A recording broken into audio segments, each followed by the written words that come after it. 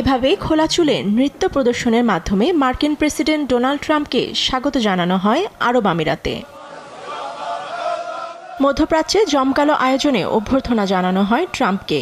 এর মধ্যে আরব আমিরাতের আয়োজন ছিল সবচেয়ে ব্যতিক্রম। সাদা পোশাকে ঐতিহ্যবাহী আল আয়ালা নৃত্য প্রদর্শনী ছিল আয়োজনের মূল আকর্ষণ। আবুধাবির বিমানবন্দরে অভ্যর্থনা জানান আমিরাতের প্রেসিডেন্ট মোহাম্মদ বিন জায়েদ আল নাহিয়ান।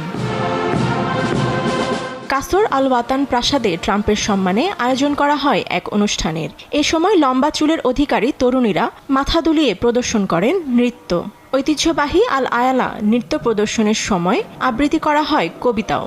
দুই পাশে সারি সারি দাঁড়িয়ে সাদা গাউনে কালো চুলের অধিকারী তরুণীরা পেছনে থাকা পুরুষের বাজানো ড্রামের তালে তালে নাটকীয়ভাবে চুল উল্টিয়ে করেন নৃত্য। এছাড়াও পুরুষরা তরবারি ও লাঠি বহন করে একে অপরের মুখোমুখি সারিতে দাঁড়িয়ে সঙ্গীতের তালে মাথা ও তরবারি নাড়িয়ে জানায় স্বাগত।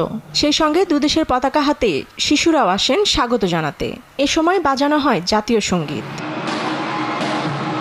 ইউনেস্কোর এক প্রতিবেদন অনুসারে আল আয়ালা উত্তর পশ্চিম ওমান ও সংযুক্ত আরব আমিরাত জুড়ে জনপ্রিয়। আল আয়ালা মূলত বিবাহ অনুষ্ঠানে পরিবেশিত হয়, এমনকি উৎসবের সময় পরিবেশন করা হয় এই নাচ।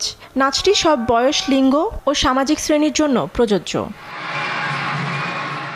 সফরে ট্রাম্প পরিদর্শন করেন শেখ জায়েদ গ্র্যান্ড মসজিদ। এটি আরব আমিরাতের সবচেয়ে বড় মসজিদ।